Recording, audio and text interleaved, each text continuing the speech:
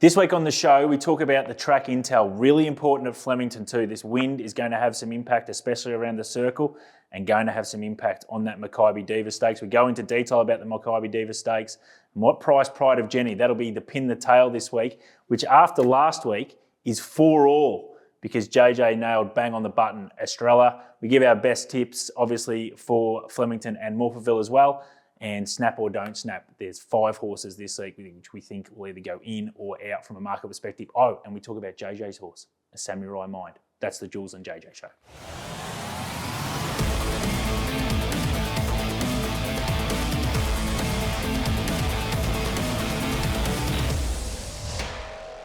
Hello and welcome to the Jules and JJ show. My name is Julian Valance.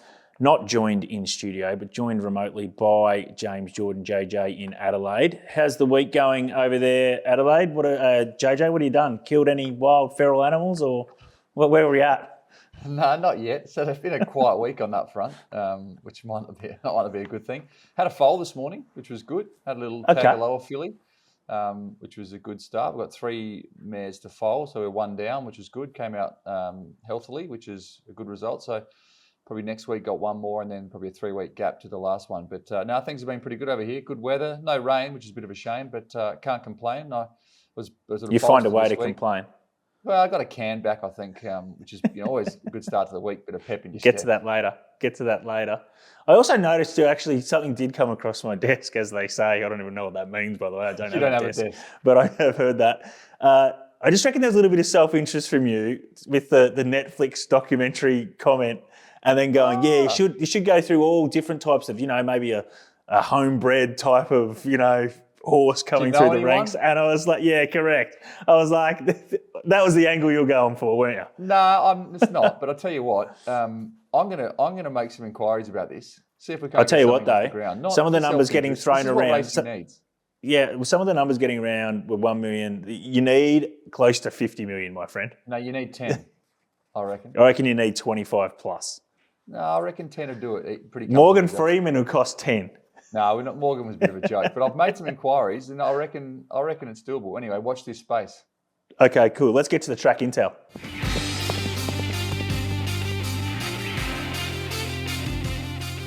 All right, track analysis for Morphettville. I'm a bit jack of this, to be honest, JJ. I keep looking at this on Wednesday afternoon.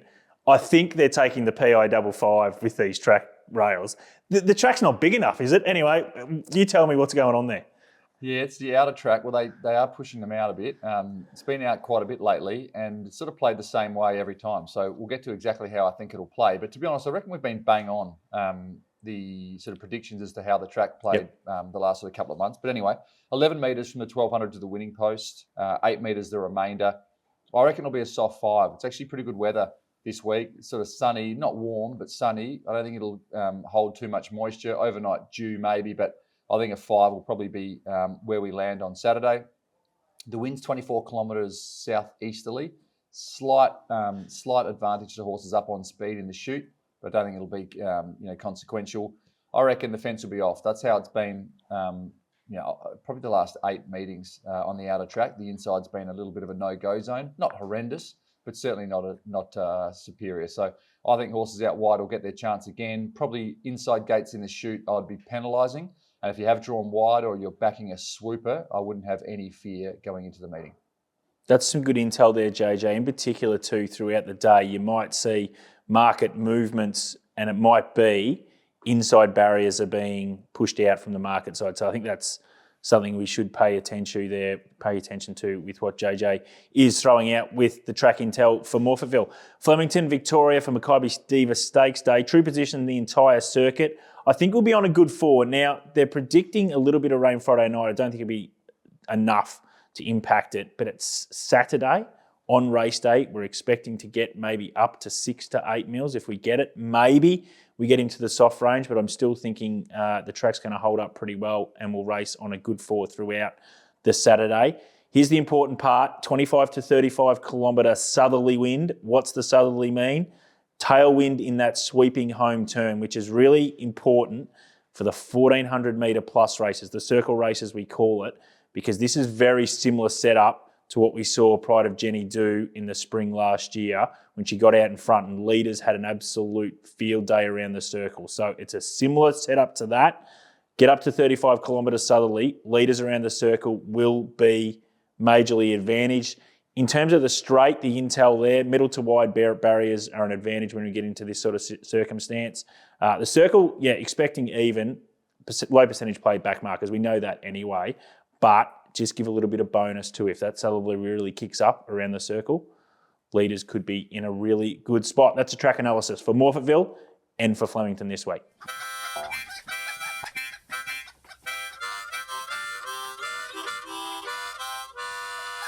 All right, Fox factors this week, JJ. I'll just touch it back to last week. We spoke about this on Pandora's Fox. We spoke about 1,000-metre distance being a real niche distance, and we also spoke about the Makybe Stakes, and there was really only one horse that was the 1,000-metre horse, and it was Mornington Glory, 4 from 4. He's now 5 from 5, was $21 into $9. So hopefully he had something on. As I spoke in Pandora's Fox, I had absolutely no cracker on. So I'm glad that we're not listening to ourselves, but hopefully one of the punters cottoned on to what we're doing there. I did actually see one of the comments on the reels they posted saying, this was last week's show, and someone said, easy to say after it's happened.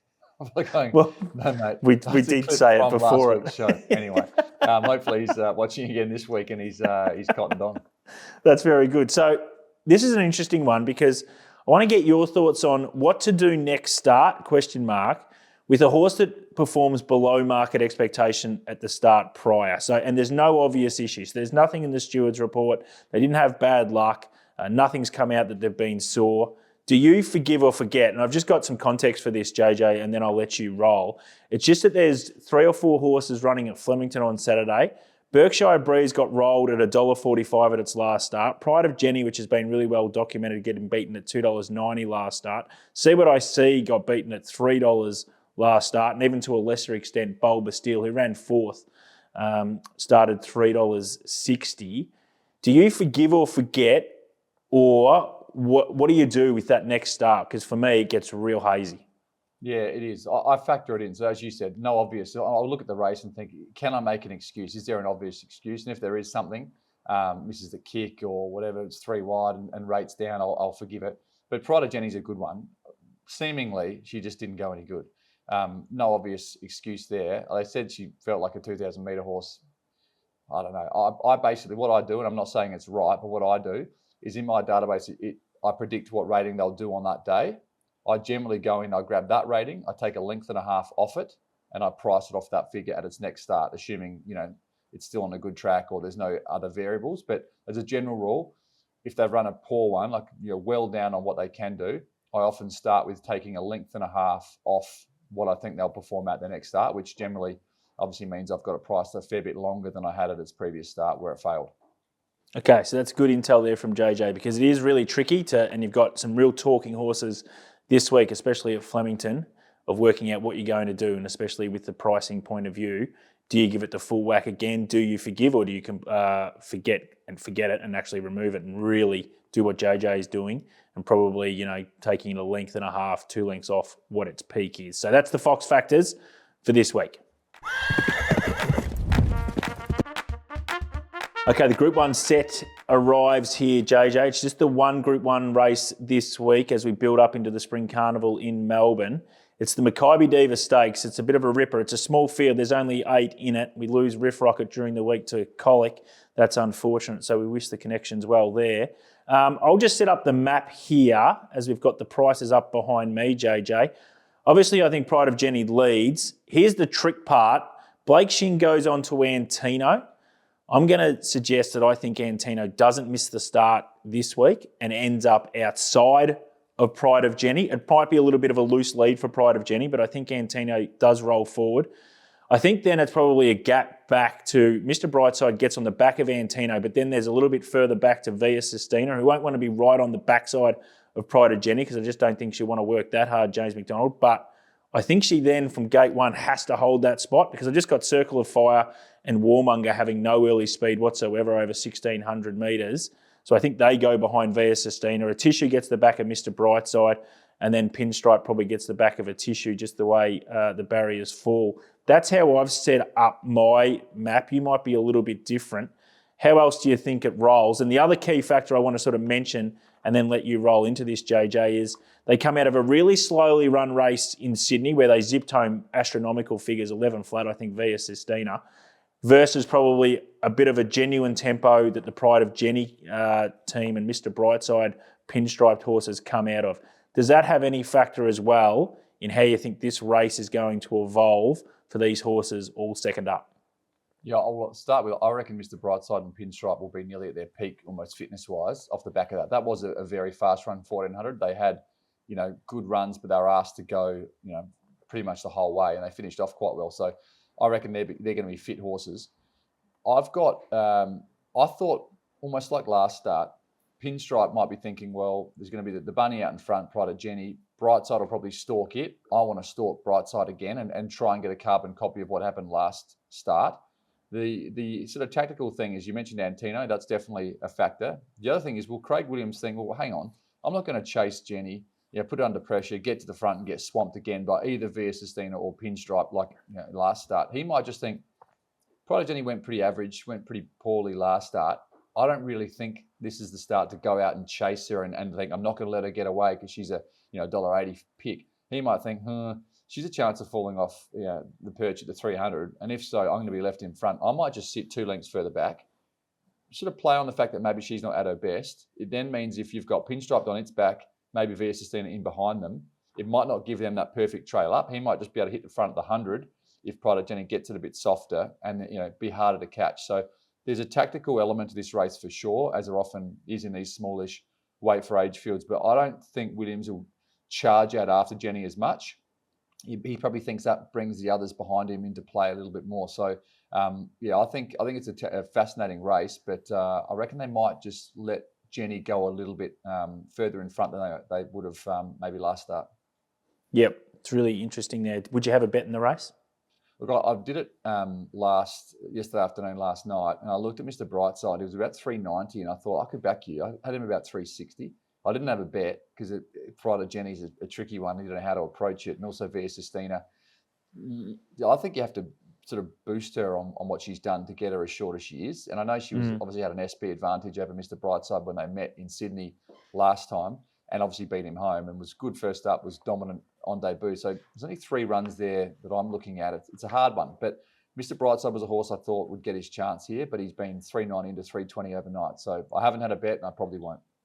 Yeah, it's interesting there. And I think Mr. Brightside also, peak figures for me are at 1,600 metres. We saw him win this race last year. I thought it was just about his best effort for the Carnival last year. Just sets up really well, I think, for him, 1,600. Usually third up, but I think they probably trained him a little bit different. I think he might explode on Saturday, and it's going to take a really good one to be able to beat Mr. Brightside with the way this race sets up. I think the key factor here of how this race is going to be run and won is soft 1,400 first up for Via Sistina compared to that hard run race for Pride of Jenni, Mr. Brightside and Pinstripe. Do they just have that strength in that last 100 metres, which is going to be really important, but sets up for a ripping 1,600 metre contest. That's the Group 1 set, the Makybe Diva Stakes.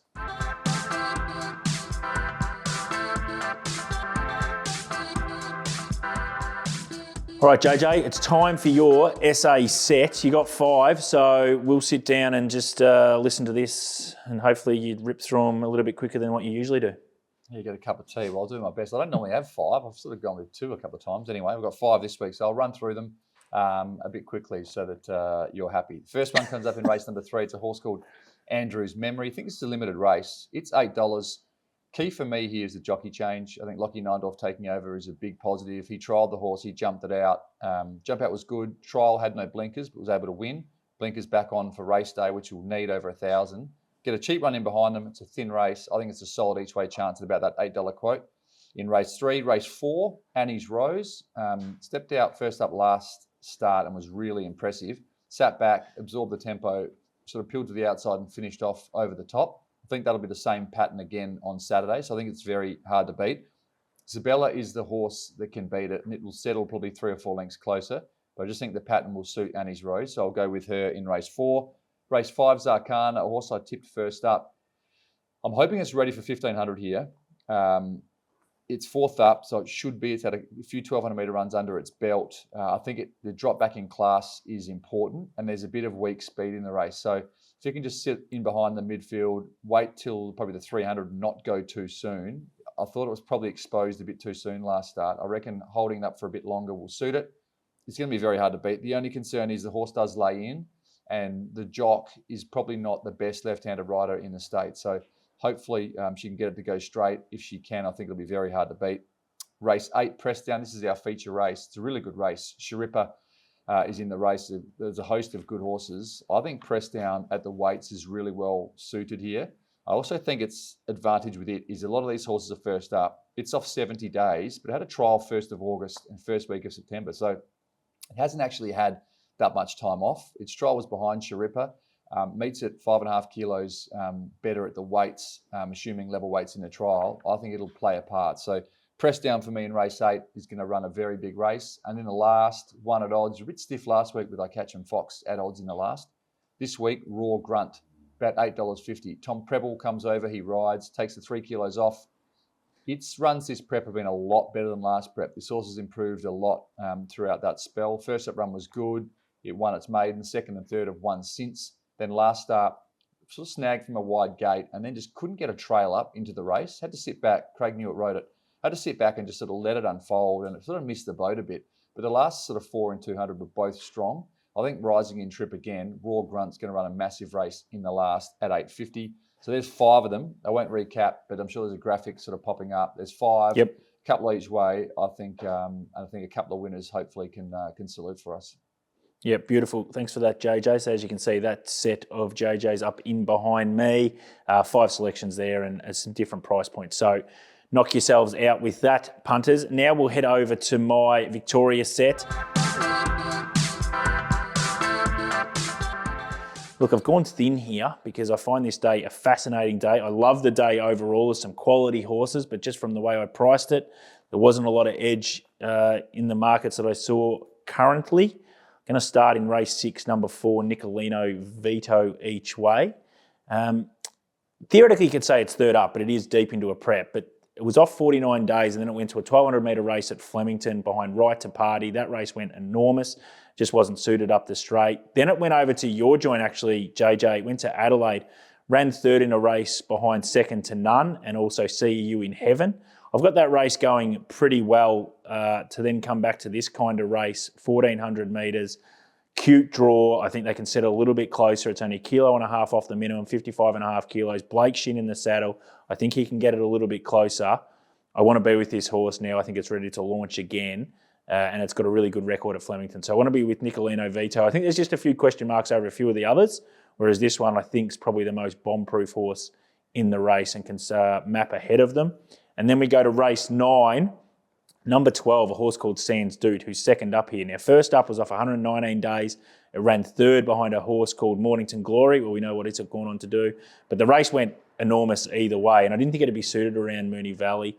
Market was still with it, so that's a positive. Key factor here is it's drawn middle to wide, which I love up the straight. It's on 53 kilos, yes. Michael D in the saddle, yes.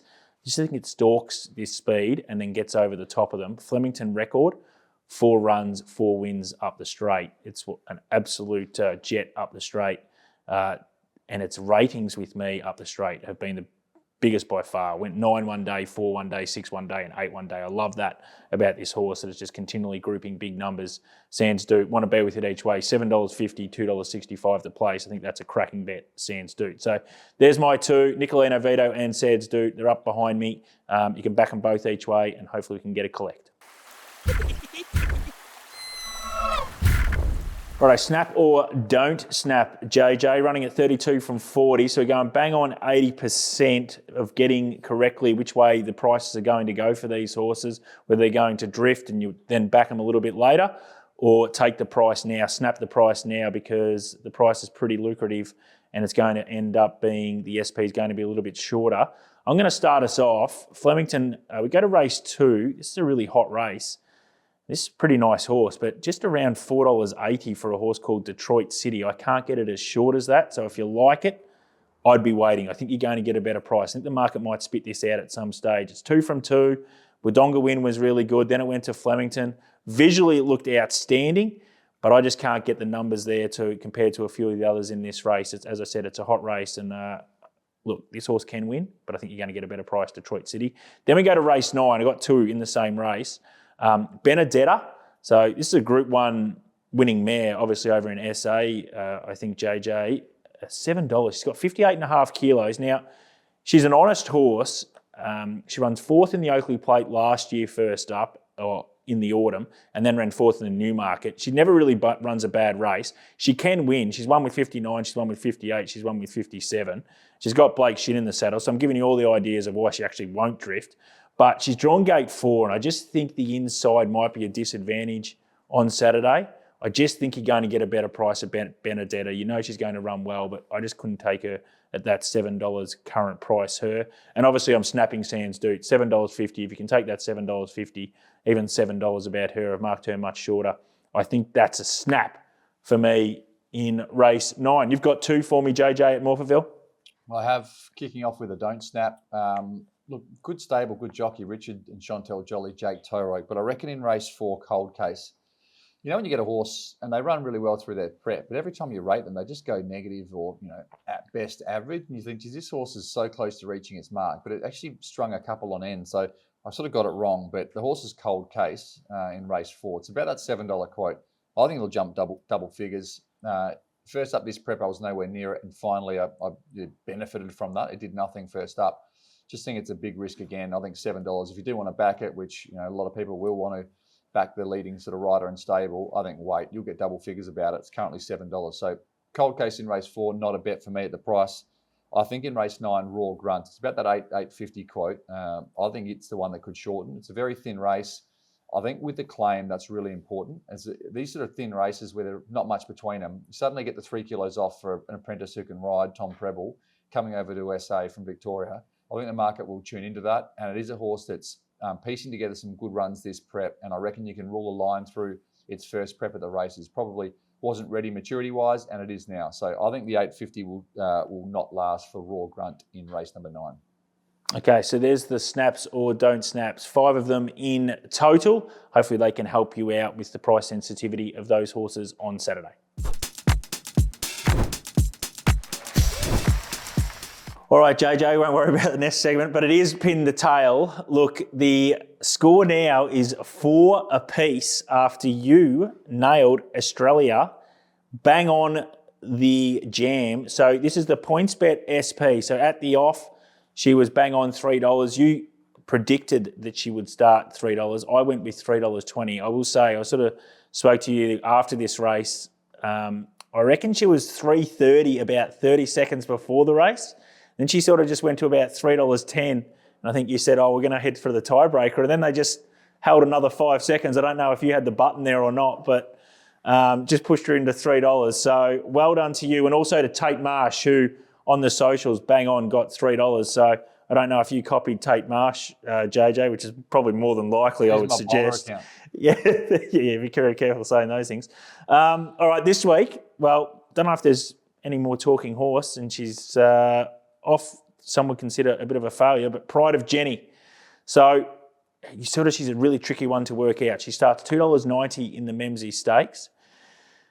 And then you got to work out what we're going to do here. So a couple of factors that I went through of how I was going to price Pride of Jenni for the Makybe Diva.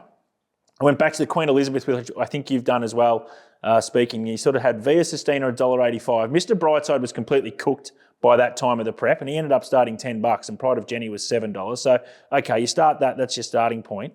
Then you go back to last start. Mr. Brightside starts $2.50 in the Memsey. Pride of Jenni starts $2.90. Antino was $6. Pinstripe was $14. So, again, there's some basis of some other pricing you can sort of work off. And then I went back and had a look at the Flemington runs of Pride of Jenni when it's been the new Pride of Jenni, not what we've seen earlier doors when she was sort of a 4-year-old, but when she really hit her mark when she won the Empire Rose at $16. Then the quick 7-day backup, which usually the market absolutely loves and froths, she started $13, which surprised me actually when I went back through that. I thought she might have been single figures. And then the Australia Cup, which she ran second to Cascadian, she starts $3.60. So I put all that into the mumbo jumbo of what I just said there and wasted 2 minutes of your time, JJ. And I ended up with $7 Pride of Jenni, with zero confidence whatsoever of what the market's going to do. The southerly wind is the bit that I think might hold her price in a little bit more, that it might help leaders. But geez, I found it really tricky to work out what to do with her. So I'm $7 Pride of Jenni. You, my friend, are? I am $8, but I'll talk you through the sort of theory behind that. I've got her marked about $8.80, I reckon, in the 100% market, and I was gonna go bigger again. But the reason I kept her at that sort of price is, as you said, the southerly breeze. She's going to have a chance to work with that, and we know she sets up the last 400 in the first probably 800 to 1,000 of the race. That's when she sort of puts them to the sword. She's going to have the tailwind there doing that, so she should be able to put a decent gap on them. And as you said, if it is a bit of a leaderish track, that'll affect her price because she is the clear leader. Some races you look at it and you go, well, this horse is likely to lead. This one will be handy. This one will be handy. Look at that race and you go, she's 100% the leader. Nothing else. It's her. So if it is a leader's track, she's the one the market's going to come for. I could have had her double figures, to be honest, but I marked her about $8.80, I reckon, in the 100% market. So my predicted SP with PointsBet is $8. It's going to be a fascinating race, but I reckon she's going to be a little bit easy on the day. There you go. So my price $7, JJ's $8. If you're having a crack, get involved on the socials, put your price in, and also maybe finishing positions as well, just for the tie break. But again, the price is the key factor. That's the overarching winner. What would be your finishing position if you had to put one up there? If I say $7, I'm torn here. I'm really torn. $8 and fourth. Yeah, so I'm saying I think she's first or she's sixth. So, that's the thing. It's just so tricky with her because I just love this southerly breeze with her, but I'm just also in the back of my mind so concerned about that last 50 in the Memsie Stakes that it was did the Queen Elizabeth take everything out of her? Anyway, we're going to see on Saturday. I'm really excited to see her back and hopefully she can put in a massive performance and we have a great race. So $7 me, $8 JJ. That's Pin the Tail this week.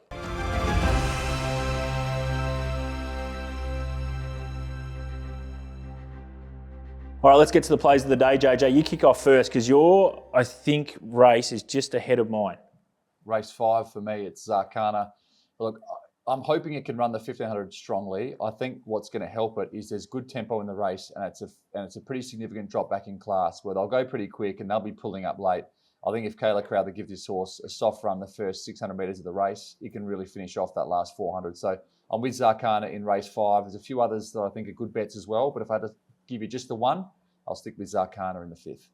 Zarkana for JJ. For me, I go to race 6 at Flemington, each way, Nicolino Vito. I think it's just the most bomb-proof horse in this race. There's a few question marks. There's plenty with ability, but I just think this one, third run off that let up of 49 days, good at 1,200 metres, then went to Adelaide, back now. I think it's the peak run of the prep. I think Blake Shin settles a little bit closer. I love it with 55.5 kilos. I think it'll give you a very good run for your money. Nicolino Vito. There are our plays of the day.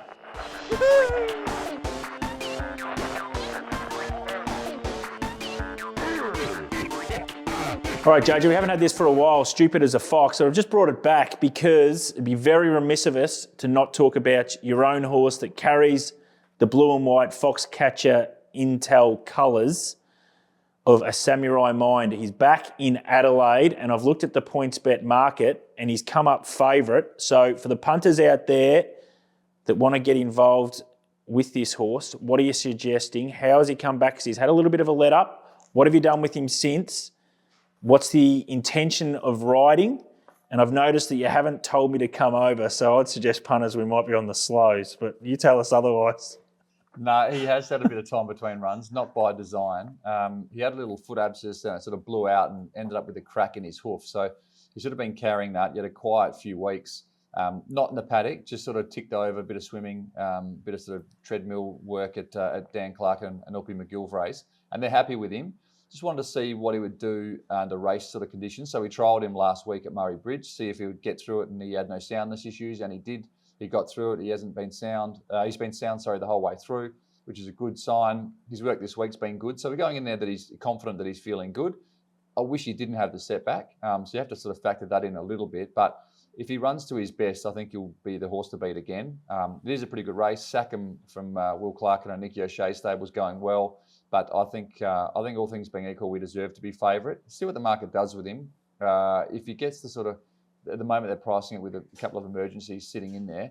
If they come out and he drifts out to sort of 420, I think he's worth having something on. At sort of 360, 370, I probably wouldn't get involved. But he is racing well. There's a decent amount of speed in the race, so he's versatile. Lockie will bounce him out, and he'll just see what happens there. He won't be leading or anything like that, but he'll probably settle, within 2 to 4 lengths of the speed, something like that, in a striking position. And he's going well enough to be right in the finish. All right, so that is the intel for a Samurai Mind in Adelaide. As I said, he is the favourite, but JJ thinks he will run well even off that let up. And worth knowing, you're going to say that you look at that trial and you go, God, he's got beaten 7 lengths in that trial. That trial is obviously trialled behind those horses that JJ said in a really hot race, Pressed Down and Shripper and those kinds of horses. So I wouldn't be too worried about that. That was the fastest trial of the day by far, by about, I think, half a second and even further than that. As you went later on in the day in the trial. So, yeah, that's a Samurai Mind. That's Stupid as a Fox. That's the end of the show. Thanks, JJ. Good luck. Good luck with the horse. And you going to the footy Friday night? No, I'm not going. I went to the Port Geelong game, Yep. and it's a waste of my time, wasn't it? So Yeah, I won't be going again. I reckon Hawks will beat Port again. Yeah, market's with them. So let's see what happens there. Thanks, JJ, and good luck if you're having a bet, punters. Cheers.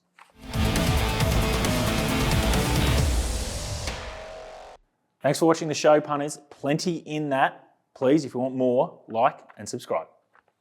Imagine what you could be buying instead. For free and confidential support, call the number on the screen or visit the website.